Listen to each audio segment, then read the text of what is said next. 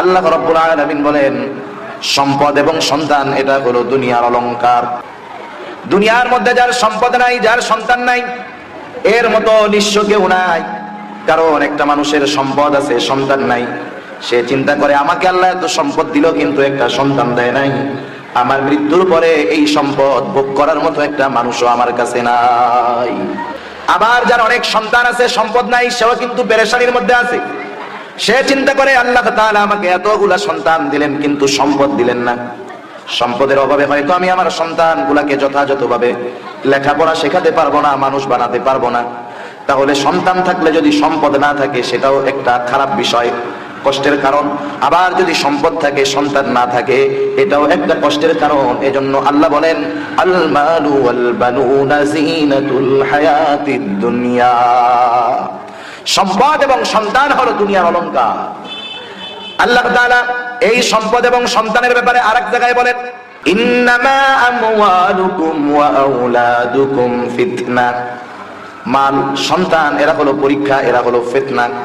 এক জায়গায় আল্লাহ তাআলা বললেন এরা হলো অলংকার, আর এক জায়গায় বললেন এরা হলো ফিতনা। কারণটা কি? কারণ দুনিয়ার মধ্যে মানুষেরা সন্তানের কারণে, সম্পদের লোভেই অধিকাংশ ক্ষেত্রে অপরাধের সাথে জড়িয়ে যায়। সম্পদের লোভ যখন তার মধ্যে ঢুকে যায়, দুনিয়ার লোভ যখন তার মধ্যে ঢুকে যায়, অর্থ উপার্জন করতে গিয়ে হারাম হালাল বাছাই করে না, যেটা সামনে পায় সেটাই খায়, আছে না নাই? সে চিন্তা করে না এটা হালাল, সে চিন্তা করে না এটা হারাম, তার সামনে যা আছে সে সেগুলা গ্রাস করে নেয়। সেই জন্য অধিকাংশ মানুষ আল্লাহ তাআলার নাফরমানি করে, অধিকাংশ মানুষ শয়তানের ফাঁদে পড়ে যায় দুনিয়ার লোভে, সম্পদের লোভে। এই জন্য আল্লাহ রাব্বুল আলামিন বলেন, এই সম্পদ এবং সন্তান হলো তোমাদের জন্য পরীক্ষা। অনেক সম্পদশালী মানুষ ঘুষ খায়, সুদ খায়, আছে না নাই? সব এলাকায় কম বেশি আছে। আপনি যদি এই সম্পদওয়ালা মানুষটাকে জিজ্ঞাসা করেন, ভাই আল্লাহ তাআলা তো আপনাকে কম সম্পদ দেন নাই, এরপরেও কেন আপনি সুদ খান, এরপরেও কেন আপনি ঘুষ খান? ওই লোকটা হয়তো বলবে, ভাই আমি চিন্তা করতেছি আমি মারা যাওয়ার পরে আমার সন্তানের অবস্থা কি হয়ে যাবে, তাদের সম্পদের প্রয়োজন হবে, আমি এই চিন্তা করে সন্তানের জন্য অর্থ সংগ্রহ করে রেখে যাচ্ছি যাতে আমার অবর্তমানে তার কষ্ট না হয়। আবার যারা গরিব মানুষ, মনে করেন বিভিন্ন শ্রেণীর আছে, কেউ বা রিক্সা চালায়, কেউ বা সিএনজি চালায়, কেউ বা কৃষিকর্ম করে, এইরকম অনেক মানুষ আছে যারা অনেক পরিশ্রম করে কিন্তু ঠিক মতো 5 ওয়াক্ত নামাজ পড়ে না। বলেন তো এমন মানুষ আছে না নাই? রিক্সা চালায়, ভ্যান চালায়, সিএনজি চালায়, কত পরিশ্রমের কাজ করে কিন্তু নামাজ পড়ে না। এদেরকেও যদি জিজ্ঞাসা করেন তুমি জীবনের মায়া ত্যাগ করে এত পরিশ্রম কেন করো, ও প্রশ্নের জবাবে বলবে, আমি আমার স্ত্রী, সন্তান, মা বাবা এদের মহব্বতে কষ্ট করি, সম্পদ উপার্জন করি, যাতে আমি দুনিয়া থেকে চলে গেলে আমার অবর্তমানে আমার সন্তানদের সম্পদের অভাব বোধ না হয়। তাহলে সন্তানের মায়ায় সে নামাজ পড়ে না, তার মূল উদ্দেশ্য অর্থ উপার্জন করতেছে সন্তানদের জন্য। এই কথাগুলো একটু বন্ধ করতে হবে, ওরা যদি কথা না বলে, হ্যাঁ কথা বললে একটু সমস্যা, বাচ্চারা একটু কথা জানি না বলে। তাহলে অধিকাংশ মানুষ হয়তো সম্পদ তথা দুনিয়ার মোহে অপরাধ করে, অথবা সন্তানদেরকে ভালো রাখতে হবে এই জন্য অপরাধ করে, ঠিক কিনা বলেন? এই কথা আল্লাহ তাআলা কোরআনুল কারীমের মধ্যে বলেন, ফাআম্মা মান তাগা ওয়া আথারাল হায়াতাদ দুনিয়া ফাইন্নাল জাহিমা হিয়াল মাওয়া। আল্লাহ রাব্বুল আলামিন বলেন, ফাআম্মা মান তাগা, যে সীমা লঙ্ঘন করলো। সীমা কিসের সীমা?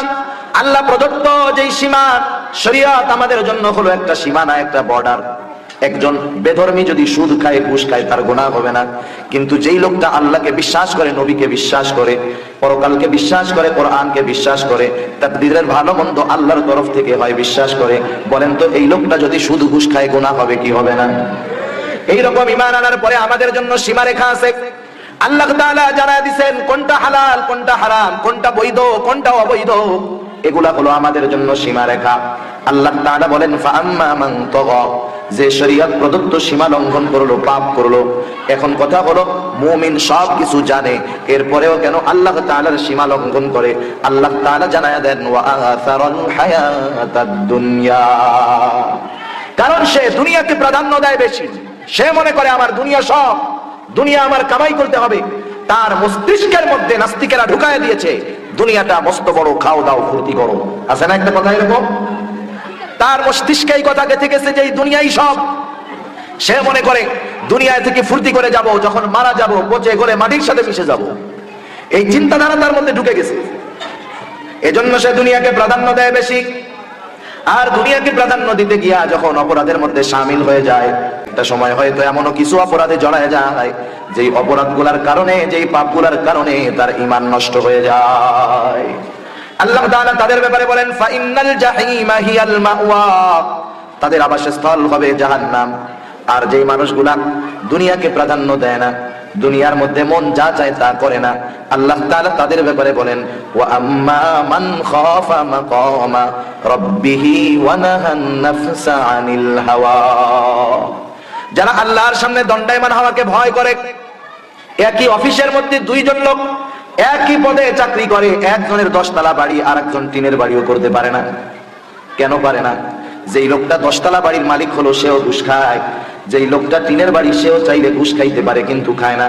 লুকায়া যদি খায় মানুষ দেখবে না, কিন্তু এই লোকটার মনের মধ্যে চিন্তা, আজকে হয়তো দুনিয়ার মানুষ আমার অন্যায় দেখবে না, কিন্তু আল্লাহর সামনে দাঁড়াতে হবে, আমার প্রতিটা ক্ষণের হিসাব আল্লাহর সামনে দিতে হবে।